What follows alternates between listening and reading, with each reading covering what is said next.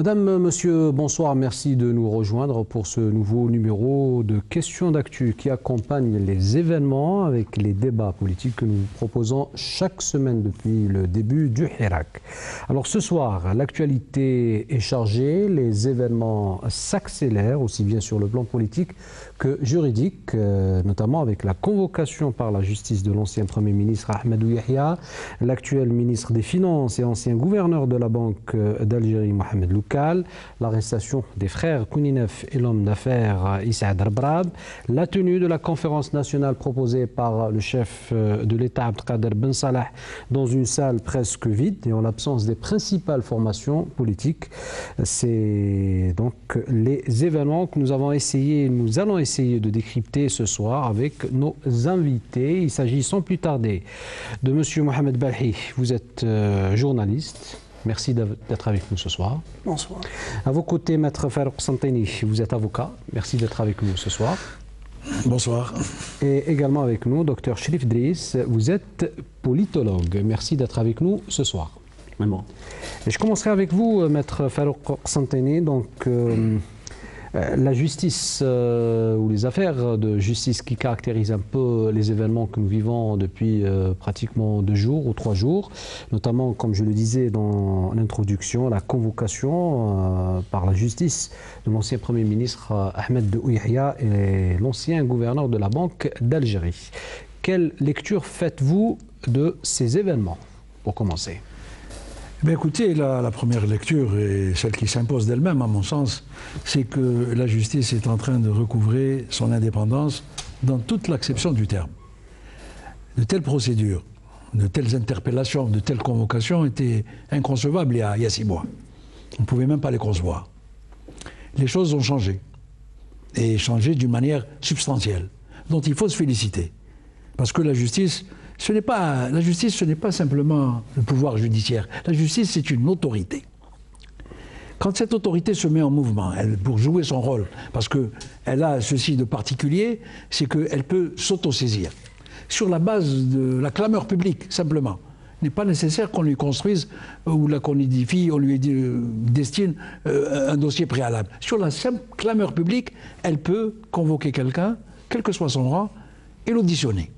C'est ce qui se passe. Eh bien, je me réjouis de voir la justice se réveiller, se mettre en branle et assurer la mission constitutionnelle qui est la sienne.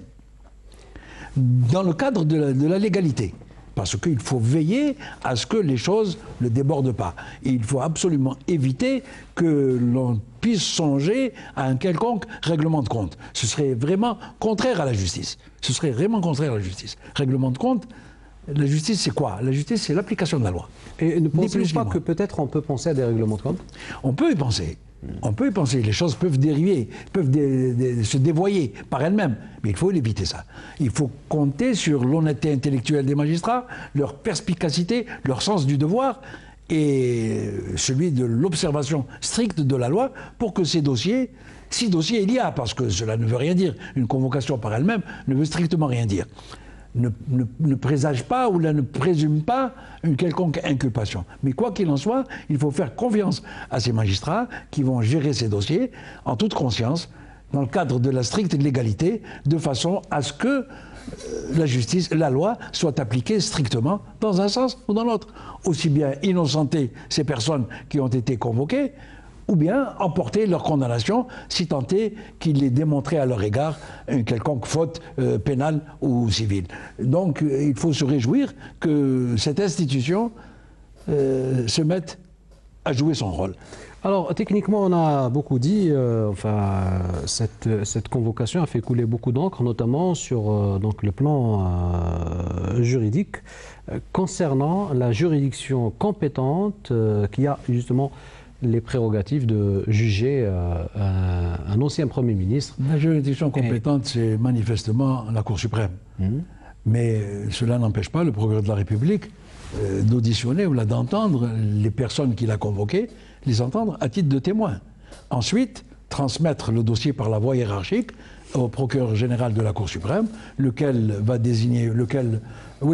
confier le dossier à un juge d'instruction, Et ensuite, une chambre spéciale qui jouera le rôle de la chambre d'accusation, et éventuellement un renvoi, soit devant le tribunal criminel, soit devant le tribunal correctionnel. Ça, c'est la procédure légale. Mais il n'y a rien d'illégal de voir un procureur de la République ou un juge d'instruction, je ne sais pas de qui vient cette convocation, entendre les personnes qu'il a convoquées en qualité de témoin. Cela se fait quotidiennement, couramment, et c'est tout à fait légal. Ensuite, la gestion du dossier et la compétence matérielle, si vous voulez, à juger, à traiter de cette affaire, revient à la Cour suprême. Ça, c'est écrit en toutes lettres dans le Code de procédure pénale.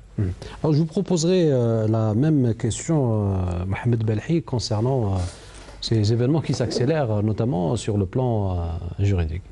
Alors, juste pour ce qui concerne la justice, il ne faut pas encore trop rêver à propos de l'indépendance de la justice. Même dans les démocraties avancées, il n'y a pas une justice indépendante. Cela étant... On a parlé de séparation des pouvoirs. Cela étant, ce qui est intéressant en Algérie, il faut que, ce qu'avait dit Serksanteni, c'est qu'il faut que la justice reprenne ou bien retrouve des leviers de commande pour qu'il n'y ait plus d'impunité. C'est ça qui est intéressant. Parce qu'à corruption massive, il faut des sanctions massives.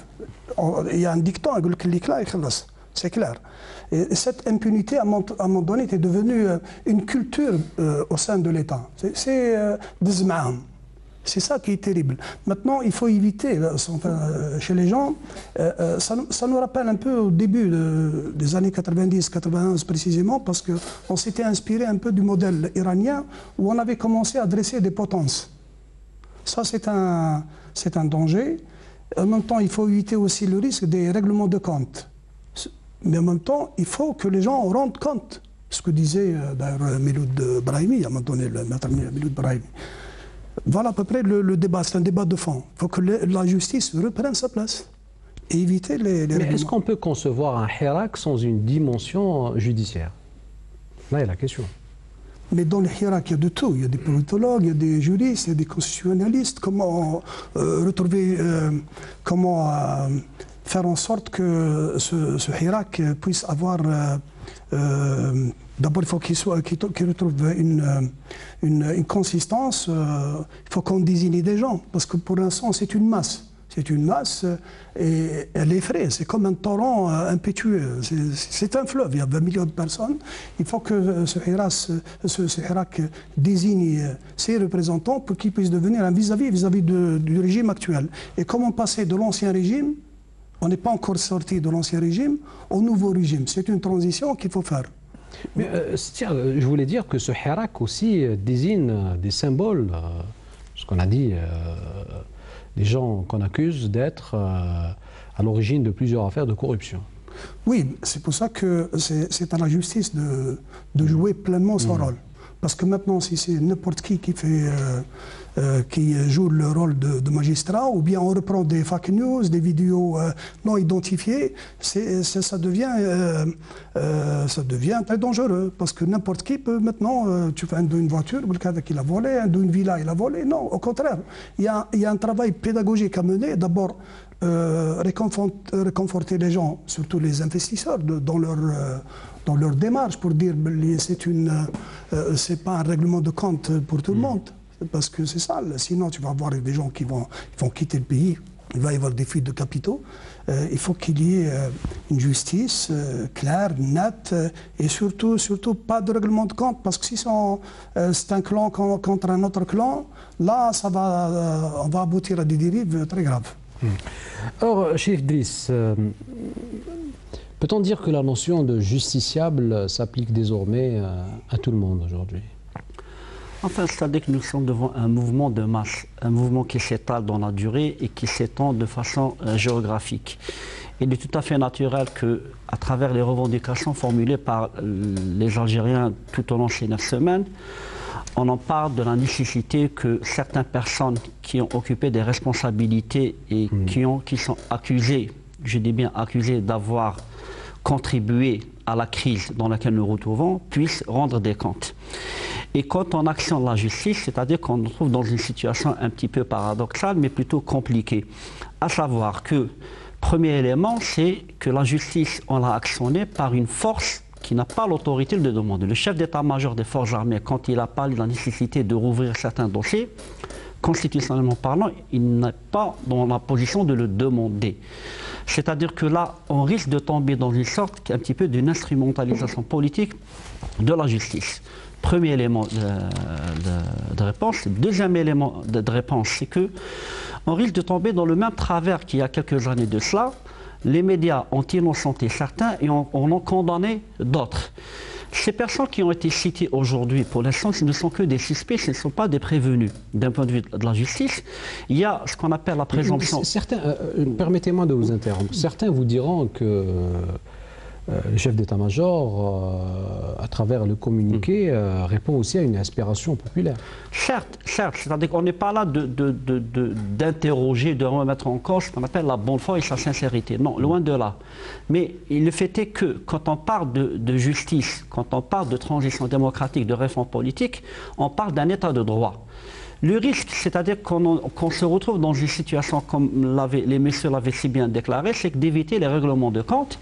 On n'en est pas dans une sorte de justice transitionnelle, laquelle est une modalité qui nécessite certaines conditions, une certaine temporalité.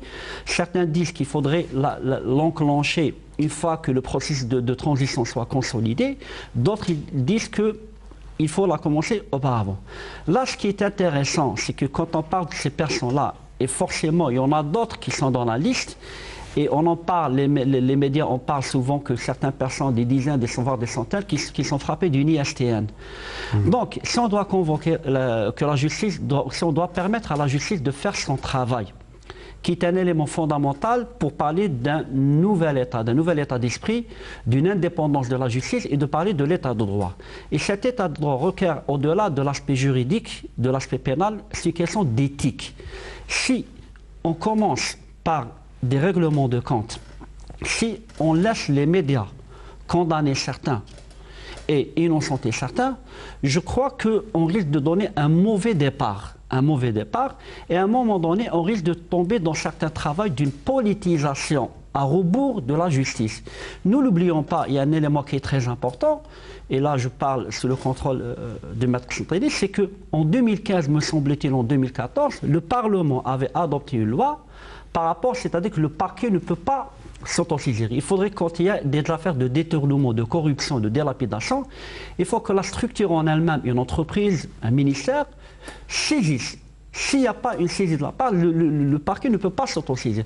Ce qui a handicapé un petit peu le travail des parquets. Donc, vous mettez en garde contre une justice de règlement de compte. Tout à fait. C'est-à-dire que, et pas que, déjà le problème qui va se poser, c'est que la liste se réduit-elle à quelques individus qui ont été cités, ou plutôt qui sont la cible des slogans entonnés par les gens qui manifestent, ou bien la liste elle est plus longue, c'est-à-dire qu'il faudrait déterminer quels seraient les responsables. Et c'est un travail considérable pour la justice. Deuxième élément, le risque, c'est de dire en fait que la transition, le processus de réforme politique se réduit in fine à condamner certains et à en épargner d'autres. Et on risque d'aller vers des manœuvres dilatoires, des manœuvres de détourner un petit peu la vraie question qui est une transformation du régime et ce qu'on appelle des réformes politiques plus sérieuses, avec une consistance, avec un contenu, d'aller vers un vrai état de droit. Donc là, à mon sens, c'est que pour l'instant, il est trop tôt pour savoir quels en seraient les aboutissants de tout ce processus. Bien entendu, ces personnes-là, il y a la présomption d'innocence, ce ne sont que des suspects. Et le plus important, c'est de laisser la justice faire son travail et que ce soit une justice à ce qu'on appelle à double standard. C'est-à-dire qu'on jette en pâture quelques individus et on épargne d'autres. Donc, si j'ai bien compris, ce qui pose problème aujourd'hui, c'est le fait de médiatiser tout ça? Non, la médiatisation, c'est quelque chose allant de soi, c'est tout à fait naturel. Les médias doivent faire leur travail. Bien au contraire, il faudrait encourager les médias à faire leur travail. Cependant, il faut faire la part des choses entre faire son travail de façon professionnelle et construire médiatiquement le coupable idéal. Cela s'est passé il y a quelques années, c'est-à-dire on en a construit un coupable idéal en la personne de l'ancien ministre Chakib Khalil, et par la suite on en a fait l'innocent, la victime idéale. Donc je crois qu'il faudrait, et là c'est le gros travail que le média doit faire, c'est de faire la part des choses, c'est-à-dire que de se montrer très professionnel et faire très attention à l'usage de certains termes. La personne, quand elle est suspecte, elle n'est pas prévenue. Il y a la différence entre un mandat d'arrêt et un mandat de dépôt. Quelque part, on est arrivé à ce que la personne soit condamnée alors qu'elle a uniquement été entendue par le juge. Les médias, c'est leur travail. Il faudrait les laisser notamment permettre aux journalistes d'accéder aux sources de l'information. Et après, c'est le travail, ce qu'on appelle des instances de régulation. Il s'agit, dans le cas d'espèce de la RAF, de faire son travail de gendarme, de réguler un petit peu certains contenus et la manière de les présenter. Alors, Maître Farouk Santene, entre les revendications populaires et la consommation médiatique, que doit faire la justice dans ce cas-là? Ben, écoutez, le rôle du journalisme, de la presse, c'est d'informer et non pas de rendre des jugements médiatiques. Des jugements, des condamnations médiatiques comme ça, qui portent préjudice aux intéressés.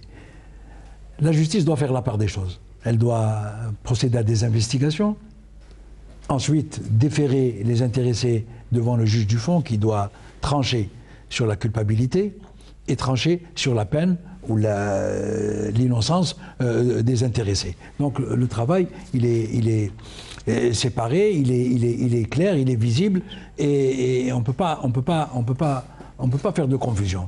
Malheureusement, l'expérience nous a montré que souvent des personnes, des personnalités, des gens ont été victimes de jugements médiatiques prématurés et intempestifs. Des journalistes qui ne connaissaient ni le droit, ni le dossier, et qui pourtant se sont permis de condamner et de traîner dans la boue certaines personnes. Ça, il faut absolument l'éviter, parce que d'abord, c'est injuste, ensuite, c'est réprimé par la loi, parce que la loi protège le citoyen dans sa liberté et dans sa dignité. Ensuite, c'est contre-productif. C'est contre-productif. La justice, c'est pas quelque chose de dérisoire avec laquelle on peut s'amuser. La justice, c'est quelque chose d'extrêmement sérieux. D'extrêmement sérieux. Il faut la laisser aux magistrats, il faut la laisser aux professionnels, il faut la laisser au code de procédure et à la loi elle-même, qui doivent être appliquées avec toute la clairvoyance nécessaire. Donc c'est comme ça qu'on évitera les drames, qu'on évitera des erreurs et qu'on évitera de nous ridiculiser nous-mêmes, parce que, là je vais faire une petite digression, nous avons eu malheureusement à vivre le procès Khalifa Bank, qui a duré plus de 10 ans. Ce procès n'a rien rapporté à l'État, n'a rien rapporté au Trésor. Absolument rien, et il a discrédité sur le plan bancaire et sur le plan international l'Algérie d'une manière incroyable. On s'est discrédité pour rien du tout. Et les vrais coupables dans cette affaire de Khalifa Bank, ils sont chez eux, et on n'a puni que les lampistes, malheureusement. Donc il faut éviter de refaire cette erreur qui a été faite, cette faute qui a été faite à l'occasion du procès Khalifa, de façon à ce que si des gens ont détourné, si des gens se sont Est-ce que les conditions sont les mêmes, Maître Farouk Santene? Ben oui, sont les mêmes. C'est le même système. C'est le même système.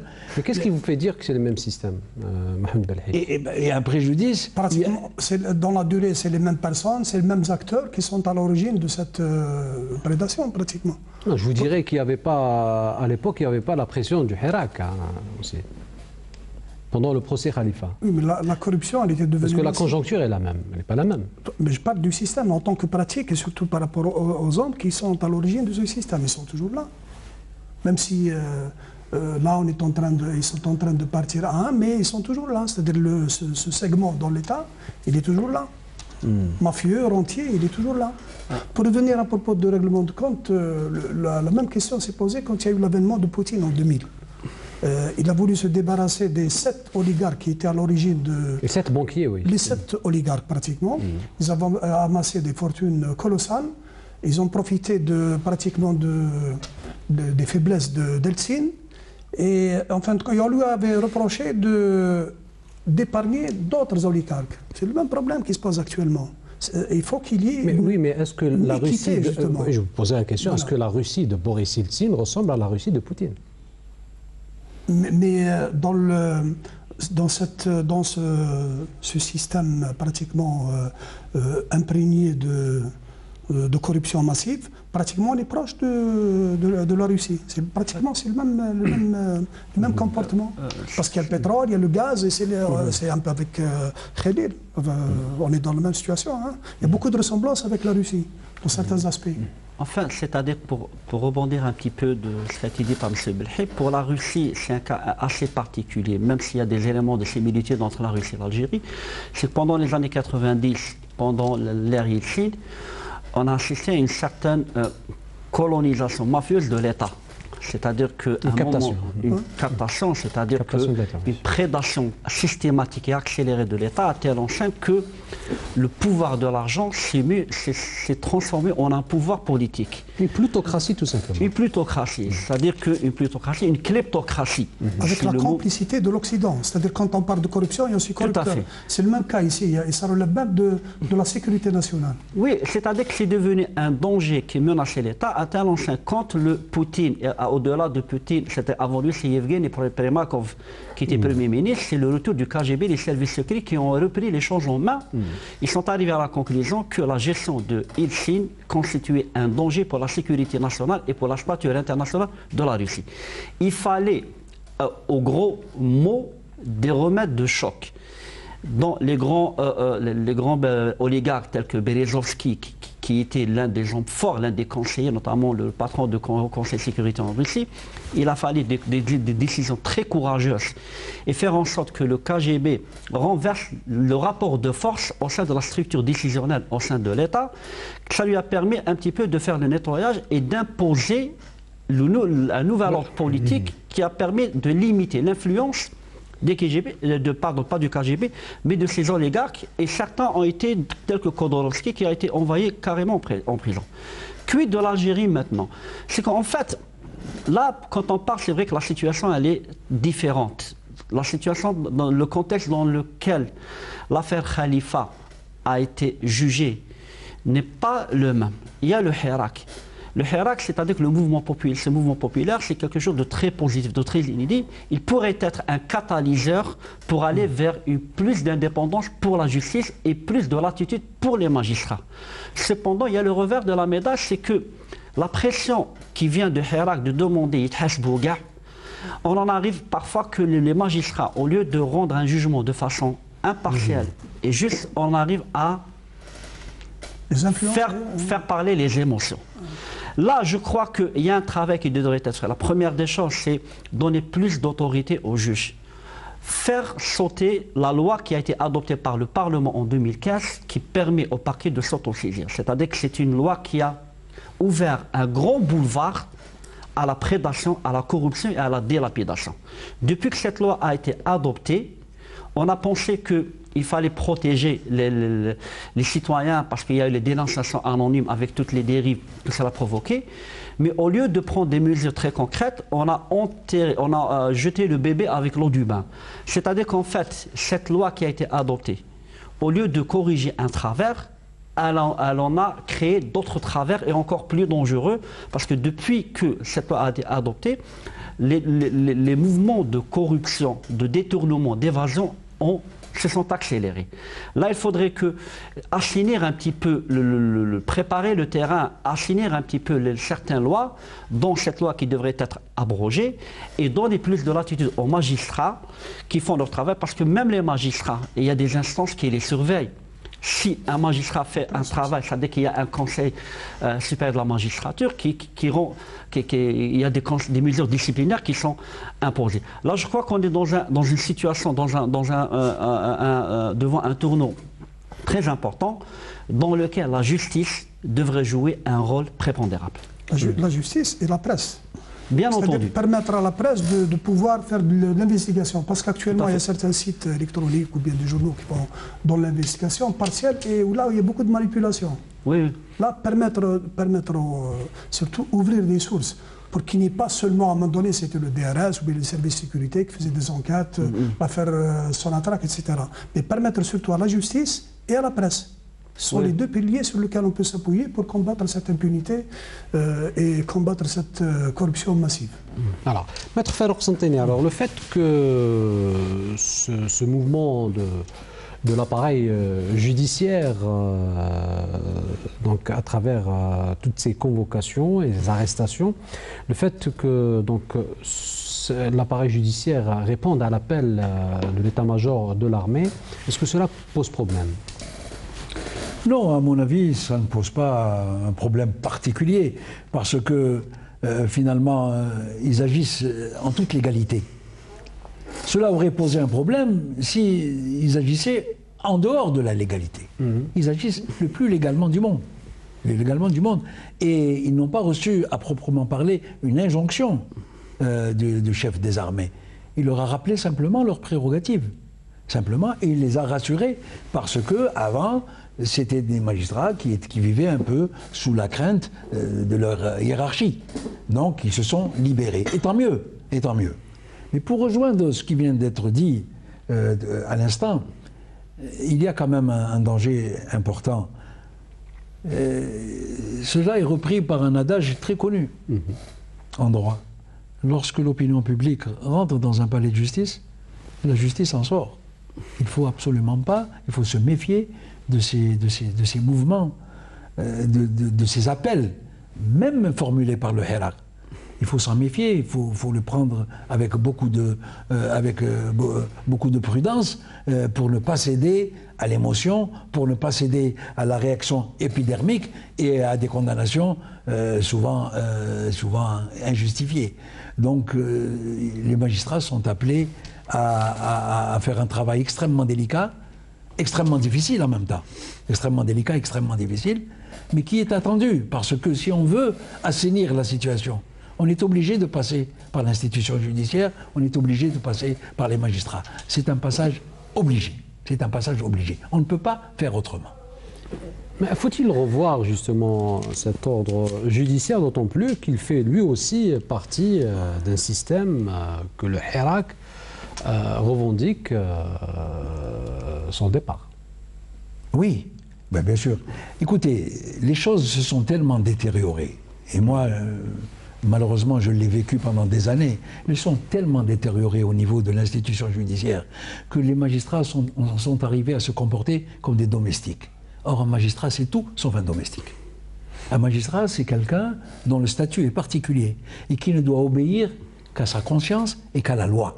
Malheureusement, l'expérience nous a montré que les magistrats, ils étaient tellement tenus en laisse, ils étaient tellement bridés qu'ils ont fini par se comporter comme des domestiques et servir la soupe à leur hiérarchie. Ça a donné ce que ça a donné.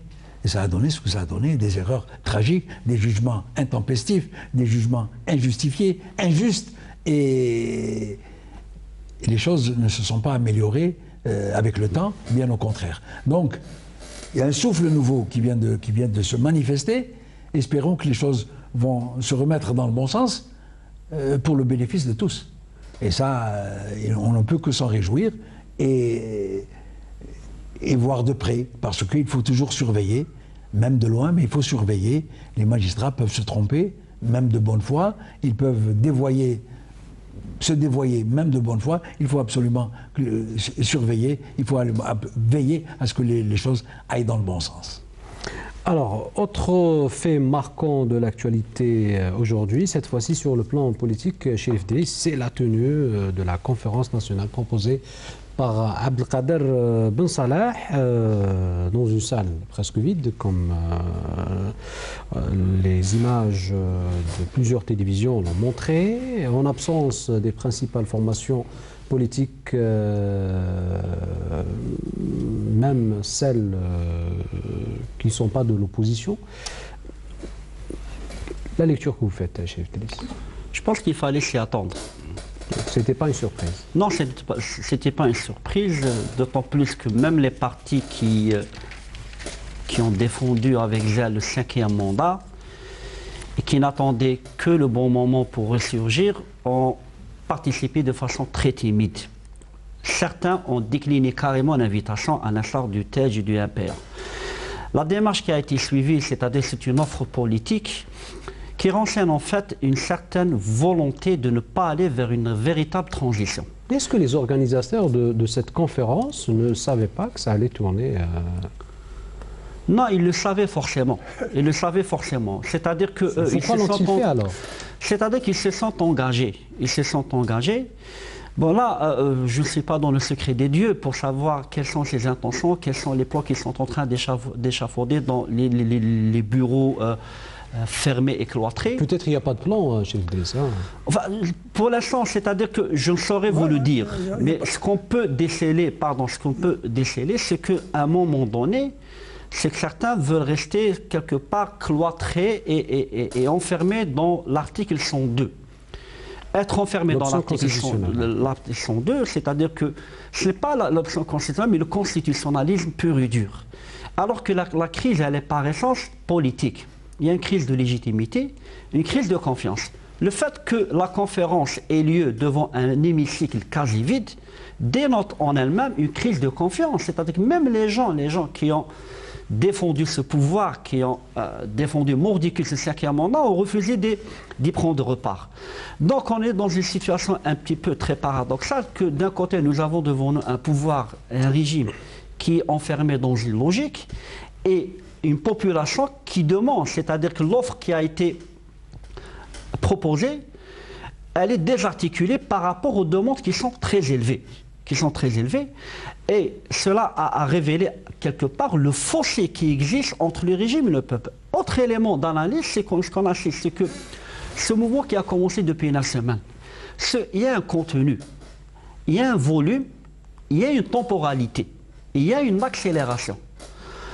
Élément aggravant, c'est qu'entre les deux éléments d'équation, entre le régime et le peuple, les canaux qui servent à transmettre, à agréger, à transmettre ce qu'on appelle les demandes n'existent pas. On parle de hirak qui est organisé mais qui n'est pas structuré. On a l'impression que le pouvoir veut discuter avec le hirak, mais il s'y prend très très mal. Il n'arrive pas à déployer la bonne stratégie, il n'arrive pas à voir quelles seraient les bonnes modalités, et cela dénote en soi, c'est une absence d'une réelle volonté politique d'aller vers, de répondre de façon très positive aux exigences que le peuple avait formulées. On est dans une situation complexe, aussi bien pour ce qui concerne le hirak que le pouvoir. C'est-à-dire le hirak il est traversé par plusieurs sensibilités culturelles, politiques, etc.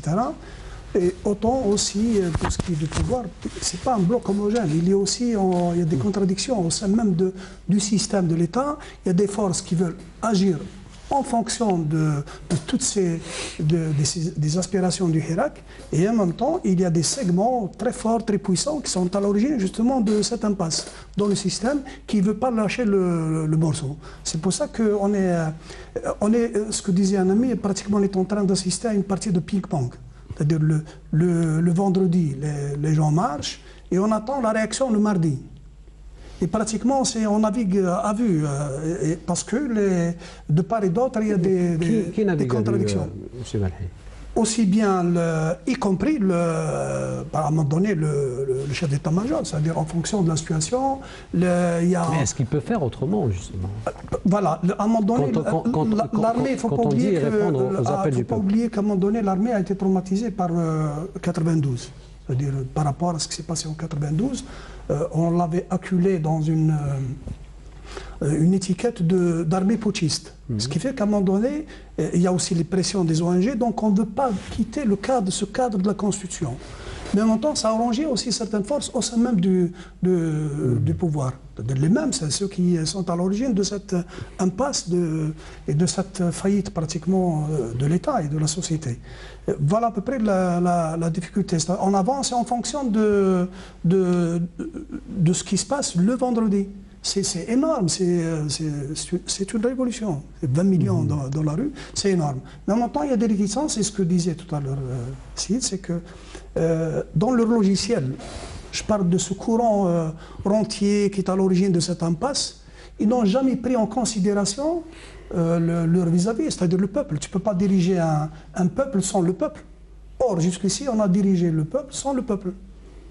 Donc s'ils avaient le sens de l'anticipation, ils auraient compris que y compris le 4e mandat, c'était le mandat de trop. Mais est-ce que vous voulez dire qu'aujourd'hui, l'armée nationale populaire joue le rôle d'arbitre entre un pouvoir... Elle doit jouer le rôle de facilitateur. Mais est-ce que... Parce qu'aujourd'hui, qu'on le veuille ou non, parce qu'il y a des forces, bon, il faut le dire, surtout à un moment donné en France, c'est qu'on veut pousser. Mais pour vous, que joue aujourd'hui l'armée? Quel rôle, c'est-à-dire quelle est votre estimation à vous? Enfin, c'est des hypothèses de travail. Hein. C'est l'armée qui doit se défendre. C'est que moi, je pars du principe. Vous avez une analyse là, tout de suite. C'est par rapport à 92, c'est-à-dire l'armée a été pratiquement. Même le président, à un moment donné, la puissance à un moment donné, ce qui faisait la force de Bouteflika, c'est qu'à un moment donné, il agitait un peu le bâton du TPI. C'est-à-dire, et c'est pour ça qu'à un moment donné, il y avait les militaires se rétractaient parce qu'ils avaient peur. C'est cette peur-là qui avait permis à d'autres d'occuper des positions très fortes au sein de l'État. Parce qu'il y avait cette menace du TPI. Il ne faut pas oublier, quand il y a eu à un moment donné les déclarations de Saïdani, Tigran Tourine, etc., c'était d'acculer les militaires dans leur retranchement. Maintenant, on veut éliminer l'armée comme partenaire. C'est-à-dire, alors qu'en principe, elle doit jouer le rôle de facilitateur. Parce que dans toutes les transitions, il faut qu'il y ait une synergie entre les élites politiques et les élites militaires. Parce qu'on le voit un peu, ce qui s'est passé au Portugal, ce qui s'est passé au Chili, même si on est beaucoup plus proche du scénario égyptien que d'autres scénarios, et on est surtout proche de notre propre expérience. Parce que l'Algérie a connu des transitions. Transition en 88, ça a été la mauvaise transition, ça a été un échec. En 92, c'était notre situation exceptionnelle. Et là aussi, on est en train de vivre une situation exceptionnelle. Il y a le potentiel humain. Il y a des gens qui ont le sens de l'analyse, de la pertinence, de la rigueur académique pour dresser enfin surtout pour ouvrir des voies. Parce que si ça continue comme ça, on va aller droit dans le mur. C'est-à-dire, et ce que je le doute, si vraiment il n'y a pas de solution immédiate qui répondent aux demandes du Hirak, c'est-à-dire on va aller vers l'état d'exception. Hein. Enfin, c'est le scénario, puis ce qui est mauvais. Hein. Alors, on n'est pas encore là. Ce que je voulais dire tout à l'heure, c'est qu'à un moment donné, il y a aussi un courant qui veut un peu éliminer l'armée comme un facilitateur. Il veut que l'armée est dans les casernes. Qui est en train de défendre avec ce qui se passe alentour. Quand on analyse bien ce qui se passe autour de nous, c'est tous les éléments géopolitiques par rapport à ce qui se passe en Libye, même si depuis un certain temps Haftar fait marche arrière parce qu'il avait mal anticipé. Il pensait que manipulé aussi, poussé par la France, il faut le dire aussi, par les Américains. Donc encercler l'Algérie, faire en sorte que l'Algérie se retrouve dans une situation de faiblesse. Et quand tu es dans une situation de faiblesse, fatalement tu fais des concessions. Et c'est ça le danger. Alors, je vous poserai la question un peu différemment, Maître Farouk Santani. En tant que personnalité nationale, est-ce que vous avez été convié à la conférence de Ben Salah? Oui, j'ai été convié, mais j'ai cru ne pas devoir y aller, parce que je ne pensais pas avoir grand-chose à dire, ou là entendre, ou là apprendre. Voyez-vous, elle a été boudée par... les partis, elle a été boudée par les principales personnalités nationales. Qu'est-ce qu'il y avait à faire? Et en fait, il ne s'est rien passé. Donc, voyez-vous, il valait mieux s'abstenir, à mon sens. Et nous sommes beaucoup à avoir adopté ce raisonnement, avec tout le respect qu'on doit à l'organisateur de cette conférence, parce que, quoi qu'il en soit, c'est un homme respectable. Je le considère comme tel. Mais il ne faut pas aller là où on n'a pas grand-chose à dire, on n'a pas grand-chose à faire. Je n'ai pas été. Mais c'est l'échec qu'on a abouti, ça donne c'est l'échec. C'est l'échec. Alors, malheureusement, c'est l'échec. Alors, si c'est l'échec à l'avenir, à la fois pour l'article 102 et l'avenir de Abdelkader Ben Salah en tant que chef de l'État. Moi, j'ai considéré, je l'ai dit d'ailleurs à l'occasion d'une émission à la radio, j'avais dit qu'il était beaucoup plus facile, il aurait été beaucoup plus facile pour lui de démissionner lorsqu'il était président du Sénat que maintenant qu'il est chef de l'État. C'est plus difficile pour lui de démissionner maintenant que cela n'était auparavant.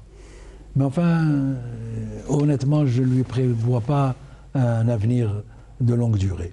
Je ne pense pas. Je ne pense pas. Il faut aller vite. Il est quand même intérimaire, il faut le rappeler. Exactement, oui. Il faut aller à la transition pour aller au plus vite aux élections. Je pense que c'est ce à quoi s'attache la majorité de la population de ce pays.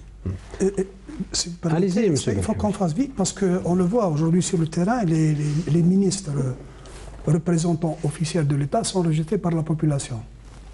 Donc c'est clair qu'il y a quelque part une impasse, donc il y a un échec. Donc il faut trouver une solution. Parce que si ça continue comme ça, il va y avoir ce qui s'est passé en Tunisie, ce phénomène de dégagisme. Et alors dégagisme, c'est-à-dire dégage. Donc n'importe quel commis de l'État, n'importe quel PDG, n'importe quel directeur il va vivre pratiquement une situation très délicate. Alors qu'il faut éviter justement ce dégagisme. Autant le dégagisme reflète cette aspiration chez les gens pour qu'il y ait un changement radical, autant il y a un risque, et c'est ce qui s'est passé en Tunisie, parce que l'appareil de production, par exemple l'usine de phosphate à Gafsa, elle est tout le temps pratiquement bloquée à cause de cette situation où les gens, pour n'importe quelle raison, dégagent. Et ça bloque l'outil de production, ça bloque les institutions. C'est une arme à double tranchant. Autant c'est un mot d'ordre qui est valable pour qu'il y ait un changement radical, fondamental, autant il y a un risque que ça se propage un peu partout et qu'on aboutisse à une situation de désobéissance civile. Et là, c'est pas bien pour le pays. Il ne faut pas détruire l'État. Voilà. Il ne faut pas détruire l'État. Confondre État et pouvoir. Exactement. On veut changer le système, c'est bien, mais il ne faut pas pour autant détruire l'État.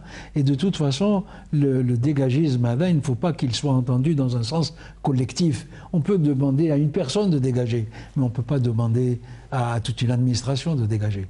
Et ce serait couper la tête à l'État. Et l'État a besoin de fonctionner, l'État a besoin de rester debout pour que ce pays continue à exister. Donc c'est dangereux.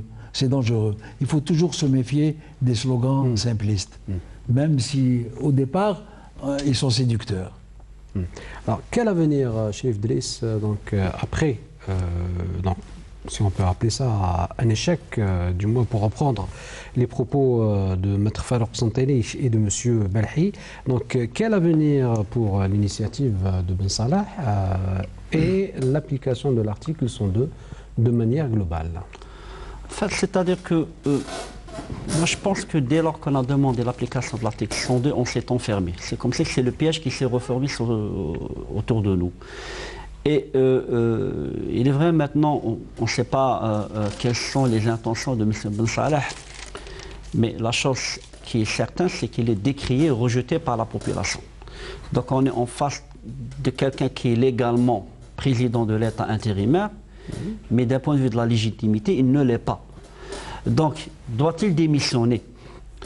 Le gouvernement Bedoui doit-il aussi démissionner? Le président du constitutionnel doit-il aussi démissionner? Tous les 3B ou les 4B doivent-ils démissionner? Tous pour qu'on arrive à un certain vide constitutionnel et qu'on pourrait peut-être envisager une solution sans sortir de la Constitution. Là, on est en train d'échafauder plusieurs scénarios, plusieurs hypothèses de travail. Et je vous avoue franchement qu'il est très difficile de dire avec certitude que telle option est la meilleure. Il n'y a pas de meilleure option, il n'y a pas d'option idéale, il y a d'option optimale. À mon sens, on peut aller vers une autre formule, vers une période de transition qui ne soit pas trop longue. Parce que 3 mois, les présidentielles, ce n'est pas une période de transition, c'est une période intérimaire. Je pense qu'on s'achemine inévitablement vers une sorte de collégialité, vers un gouvernement de technocrates, quand on dit technocrates, qui ne doit pas être découpé de la réalité, et que ce gouvernement doit faire un travail d'assainissement un petit peu institutionnel, d'assainissement au niveau des lois et même au niveau de l'administration. Parce qu'en l'état actuel des choses organisées, des élections... Vous parlez d'un gouvernement ou d'un conseil présidentiel? C'est-à-dire que je pense que la formule qui serait la plus réaliste à mon sens, c'est qu'il y a plusieurs voies. Il n'y a pas de modèle prêt à porter, c'est-à-dire qu'il est applicable comme ce qu'on appelle une usine clé en main. Les expériences à travers le monde ont démontré qu'il y a plusieurs trajectoires. Même dans 2 pays de la même région avec les mêmes, ce qu'on appelle affinités culturelles, historiques et géopolitiques, les modalités ne sont pas les mêmes. C'est-à-dire que certains disent qu'il faudrait aller vers une constituante qui est la plus représentative. Dans une constituante, on en nommera des délégués. Des délégués, une fois le travail terminé, leur constitution élaborée, leur mission sera terminée. Le risque avec une constituante, c'est de traîner en longueur, on en arrive vers ce qu'on appelle des transitions prolongées. Certains disent que le mieux, dans le cas actuel, c'est d'aller vers une collégialité, une présidence collégiale, choisir des personnalités nationales, 3 ou 4 personnes, connues pour leur intégrité, leur probité. Sans refaire le HCE. Sans refaire le HCE, bien sûr. Non, parce que le problème, ce n'est pas la modalité, ce n'est pas le changement des personnes, c'est l'intention, c'est-à-dire l'objectif recherché, et deuxièmement, les pratiques. Mais qu'est-ce qui vous fait dire, ou qu'est-ce qui nous donne comme garantie que ce pouvoir collégial ne va pas faire ressortir tous les différents, y compris idéologiques? Non, c'est-à-dire que les différents idéologiques, ils existent seulement, à mon sens, c'est-à-dire que pour l'instant, parce que la question qui se pose, doit-on donner la priorité vers la rédaction d'une nouvelle constitution qui fera une mise à jour, ce qu'on appelle un aggiornamento, ce qu'on appelle de tout le logiciel, et d'aller vers de nouvelles modalités, parce que le plus important, c'est de rétablir l'équilibre entre les pouvoirs. Parce qu'on fait face à un délitement institutionnel depuis ces 20 dernières années. Ou bien, doit-on aller vers un gouvernement de transition avec une présidence collégiale? Ce gouvernement de transition se chargera pendant 1 an, je pense même économiquement parlant, on peut tenir d'ici 1 an, d'assainir le fichier électoral, de revoir certaines pratiques au niveau de l'administration, abroger certaines lois liberticides, permettre à la presse de faire son travail, à la société civile de se restructurer et que l'occupation de l'espace public qui de facto devient de jure, que les gens pour se réunir ne doivent pas aller, ne sont pas dans l'obligation d'aller demander une autorisation pour qu'ils se réunissent, et créer une instance indépendante d'organisation des élections. Et on organise des élections présidentielles, le futur président se chargera lui-même du grand chantier, à savoir de désigner soit un collège d'experts, soit d'organiser une conférence nationale qui aura la mission de rédiger la prochaine constitution. Certains disent qu'il vaut mieux commencer par préparer la constitution et aller vers les présidentielles par la suite. Quelles que soient, je termine avec ça, quelles que soient les modalités, le plus important, c'est l'adhésion populaire. Et qui dit adhésion, ce n'est pas parce qu'il faut attendre à ce que 45 millions d'Algériens l'adoptent. Si la majorité des Algériens, c'est-à-dire s'approprient cette modalité, s'inscrivent, par exemple, reconnaissent des élections présidentielles qui sont transparentes, que le président, même élu avec 51%, il est reconnu comme le président élu et légitime de façon démocratique. Donc si on arrive qu'il y ait une adhésion, je pense qu'on pourrait aller envisager par la suite, aller vers la mise en œuvre d'autres modalités telles que par exemple préparer une nouvelle constitution, rédiger de nouvelles lois et aller vers des élections législatives et communales. Je dirais tout simplement, à la fin, c'est quelle que soit la formule proposée, parce qu'il y a des formules qui ont été proposées dans d'autres pays, en Afrique du Sud, au Ghana, Corée du Sud, Philippines, Argentine, Brésil, la formule proposée doit prendre en considération la réalité locale. La réalité locale, les aspirations. Je peux vous interrompre. L'expérience tunisienne nous enseigne que la présidence collégiale à travers la Troïka était une mauvaise formule. Puisque maintenant, dans la durée, ça fait depuis pratiquement 8 ans, ils n'ont pas encore réglé leurs affaires. Certes, ils n'ont pas encore réglé. Donc mais vraiment, c'est un risque, cette histoire de présidence collégiale. Parce que quand il y a trop de monde, ça va créer... Même du temps du HCE, à un moment donné, il y avait un problème entre Alikaf et Boudiaf. C'était vraiment des affrontements. Bon, maintenant, je le dis parce qu'il faut le dire. Il y a eu vraiment un affrontement entre Alikaf et Boudiaf. Comment chacun avait son projet d'État un peu... C'est un risque, c'est-à-dire qu'il n'y a pas de formule idéale. Comme je l'ai dit, il n'y a pas... L'expérience tunisienne, elle est riche en enseignement. Elle est riche en enseignement. Voilà. C'est vrai qu'on devrait prendre en considération, en tirer les leçons de certaines expériences. Mais ça, il faut savoir une chose. En Tunisie, même si on est plus proche de l'expérience égyptienne, dans le cas actuel. Oui, non, enfin, j'ose espérer qu'on ne s'acheminera pas vers l'expérience égyptienne qui reste la plus mauvaise. Pourquoi? Parce que le problème en Égypte, ce n'est pas une polarisation politique, c'est une polarisation sociétale. Je crois que c'est le scénario à éviter le plus. C'est que là, on est dans un schéma où, par exemple, une constitution, il n'y a pas de constitution idéale. En Tunisie, la constitution, elle est critiquée, mais elle est acceptée.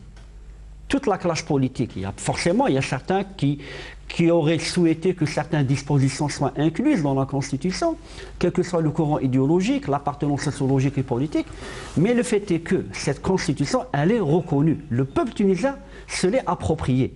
Là, il faut qu'on arrive, c'est-à-dire qu'on arrive à trouver la bonne formule pour qu'il y ait une adhésion populaire. Quand on trouve, par exemple, une présidence collégiale, on a nommé telle personne et un tel, il y a une acceptation, du moins de la grande majorité, pas tout le peuple. C'est-à-dire satisfaire tout le peuple, c'est-à-dire que c'est de la chimère, on ne peut pas.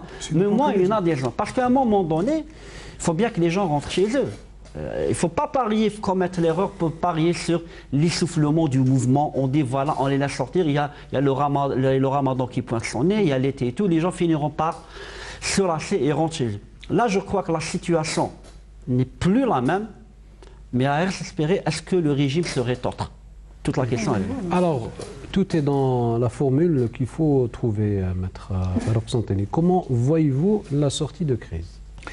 Moi, je pencherais pour un présidium. Un présidium, évidemment, composé de 3 ou 4 personnes qui pourraient conduire les choses. Mais effectivement, il y a des avantages et des inconvénients. Nous avions, et les uns et les autres, espéré voir venir le président Zarouel à occuper le poste qui nous intéresse.